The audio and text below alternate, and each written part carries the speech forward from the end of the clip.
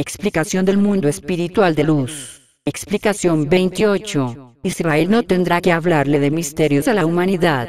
De ignorancia y de misterios se encuentra harto el espíritu del hombre, porque mucho ha vagado entre la duda y la vacilación, mucho ha caminado en la incertidumbre. Vosotros, el pueblo de Dios, el Hijo de la Luz, no tenéis por qué aumentar las tinieblas que cubren a la humanidad, hablándole de misterios ni enseñando la ignorancia. Vais a llegar con la antorcha del saber, de la fe, del conocimiento y de la revelación, a iluminar todo aquello que el espíritu solo ha visto envuelto en tinieblas, cubierto por un manto de ignorancia que ellos llaman misterio. Existen muchas cosas que el Señor le ha revelado a los hombres, cosas que Él no ha deseado envolver en misterio. A vosotros mismos, a los que Él ha hablado con palabra viva en la que os revela grandes cosas de su espíritu, os acontece algo similar a lo que sucede a los hombres que ven en todo un misterio, quienes por falta de oración, de análisis, de espiritualidad, de profundizar en el estudio de la doctrina y las enseñanzas del Señor, no ha alcanzado el hombre la comprensión de las revelaciones que Él siempre ha hecho, y con las cuales el Padre destruye la ignorancia y la superstición, disipa los misterios y aclara lo turbio. El espíritu del Hijo jamás podría llegar a poseer la sabiduría del Padre en toda su plenitud. El espíritu del Hijo jamás podría llegar a tener las dimensiones del espíritu universal del Padre, ni llegará nunca a agotar los arcanos de la divinidad. Mas el Padre ha reservado al Hijo un caudal de sabiduría, de amor, de gracia, de comprensión y de concepción, y es ese caudal de tal magnitud, que no bastaría la eternidad para llegar al final de la senda concedida por Dios a vuestro espíritu. Infinito es vuestro camino, como infinito es vuestro destino. Y si no alcanzáis siquiera a vislumbrar el final de vuestro camino, ¿cómo pretendéis llegar a conocer los arcanos profundos que solo Dios sabe y conoce?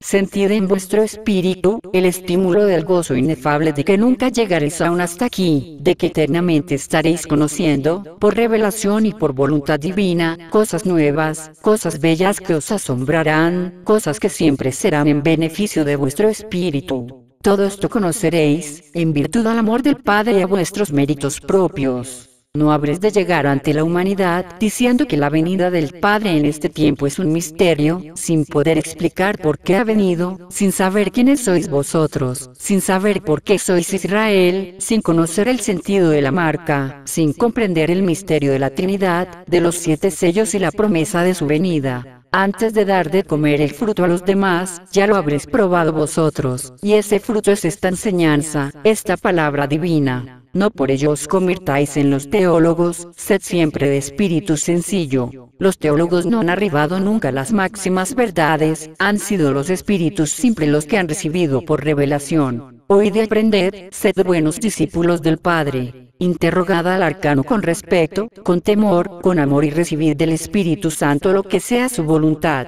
No queráis ir más allá de lo que vuestro espíritu necesita, porque vais recibiendo del Padre conforme os preparáis y os capacitáis. Si no fuese así, no hubiesen habido 3 tiempos para vuestro desarrollo y vuestra comprensión, un solo tiempo habría bastado para entregar al espíritu humano todo cuanto iba a necesitar en su jornada. Mas no siendo así, el Padre entregó en el primer tiempo hasta donde el alcance del espíritu humano le permita recibir, y lo mismo sucedió en el segundo tiempo. Después de la partida del Divino Maestro en este tiempo, comenzó para la humanidad una lucha muy grande, surgiendo la discusión, la deliberación, las dudas y las interrogaciones acerca de si Jesús había sido una divinidad o simplemente un enviado. Se preguntaban los hombres si el espíritu de Jesús o de Cristo era el mismo espíritu de Jehová o el de un hombre como todos, y el análisis se complicaba para aquellos espíritus, cuando pensaban que Jesús les habló de la venida del Espíritu Santo. La confusión se hizo mayor, y los hombres se preguntaban, ¿quién es Jehová?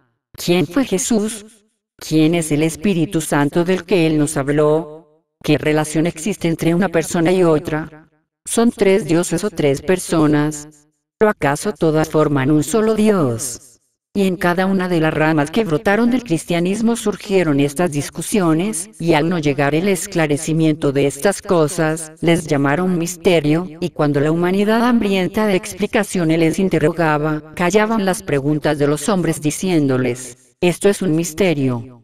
Mas el espíritu de la humanidad habría de seguir caminando y evolucionando, y por lo mismo, habría de seguir preguntando, inconforme con aquella conclusión y con aquella definición. Los altos ministros de las religiones convocaron a grandes concilios, a solemnes asambleas privadas, en las cuales los teólogos, los que se sentían mayormente capacitados para discutir sobre la divinidad y las cosas relacionadas con ella, se reunían para deliberar y exponer sus razones, sus análisis y concepciones. Hecho esto, llegaban finalmente a una conclusión definitoria, y esa conclusión se imponía a la humanidad como un dogma. Olvidaron ellos que el Espíritu Santo estaba por venir, en cumplimiento de la promesa entregada por Jesús, y que era Él quien vendría a aclarar los misterios y a dar la verdadera definición de tan profundas cosas. Debido a ese dogma, hace mucho tiempo que la humanidad camina, llevando en su fondo un concepto erróneo, una idea equivocada firmemente arraigada que es la Trinidad y la divinidad del Cristo. Mas he aquí, amados hermanos, que ha llegado el tercer tiempo, y que se ha cumplido la profecía, y el Espíritu Santo ha derramado a raudales su luz sobre todo espíritu y sobre toda carne, sobre todas las criaturas y sobre todas las cosas. Esa luz ha hecho el portento de que todos los espíritus existentes se levanten, despierten, interrogando a los arcanos, al infinito y a la divinidad. De nuevo han surgido las discusiones entre las religiones y sectas sobre el misterio de la Trinidad. Cada quien cree poseer la definición perfecta de estas cosas. Cada teólogo y cada religión cree poseer de forma absoluta la verdad, y unos comparan su concepción, su análisis, su razonamiento, con los de otros, y de ninguna manera resultan iguales. Unos miran la divinidad en una forma, y los otros de otra. ¿Y quién de entre todos ellos tiene la razón? El Maestro os ha nombrado trinitarios, y como tales amáis a Dios como Padre, como Hijo y como Espíritu Santo, pero le buscáis más en la persona del Hijo, le buscáis más como Maestro, porque sabéis que el Cristo es amor, es enseñanza, es sacrificio y es ternura. No buscáis frecuentemente a Dios como Padre, porque tenéis el concepto de Él como juez, y por ello le teméis a su reclamo y a su justicia inexorable. Y tampoco le invocáis como Espíritu Santo, porque estáis materializados por vuestra vida humana, preocupándoos más las cosas morales y materiales que la luz, la elevación, la pureza y perfección, el arcano y la sabiduría, todo lo cual pertenece al Espíritu Santo. Dios es un solo espíritu, es una sola persona. Aquel que os habló en el primer tiempo y os entregó la ley, es el mismo que se hizo hombre en el segundo tiempo, y fue a la cruz a consumar su sacrificio de amor por la humanidad, y es el mismo que hoy, a través del entendimiento del hombre, os prepara en corto tiempo para que os podáis comunicar, ya por siempre, de espíritu a espíritu con su divinidad. En el mismo Dios, en el mismo Espíritu, viven el Cristo, el Maestro, el Espíritu Santo, el Creador. Jesús fue el Hijo de Dios en cuanto hombre únicamente, no en cuanto a Dios. El Espíritu Santo no es algo que está independiente, aparte o distante de Jehová o de Cristo. Todo es la misma luz, la misma ley. Os han dicho y así lo habéis aprendido, que la Trinidad está compuesta de tres personas distintas y un solo Dios verdadero, mas debéis saber que no existen tres personas en Dios, y mucho menos podrían ser distintas. Es un solo espíritu que se ha manifestado el hombre en tres tiempos bajo tres formas diferentes. Un mismo Padre, un mismo Maestro, un mismo Espíritu Santo. Alguno de vosotros podrá decir que Jehová, aquel que nos entregara la ley en el monte Sinaí en el primer tiempo, no es el mismo Espíritu Santo que en este tiempo os habla, y que no sea también el mismo Verbo que se hiciera hombre en Jesús en el segundo tiempo.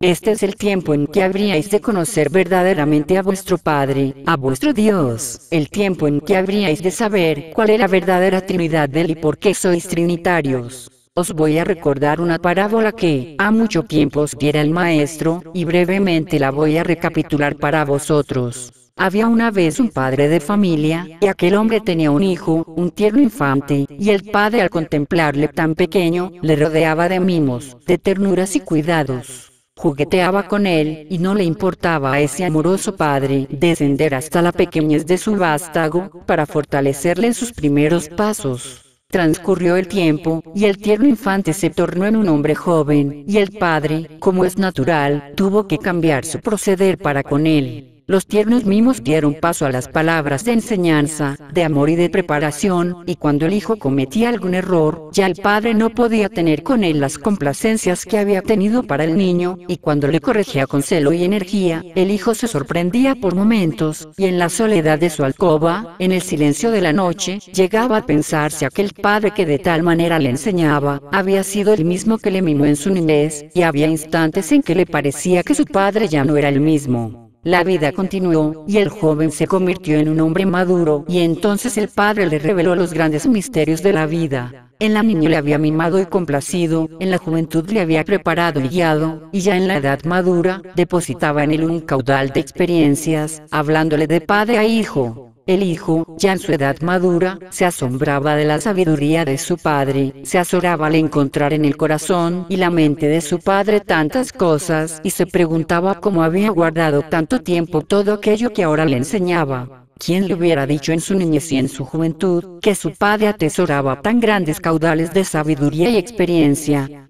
Yendo a su padre, el hijo intrigado le interrogó: Padre, ¿por qué en los tiempos que pasé contigo no me habías enseñado y entregado tantas cosas?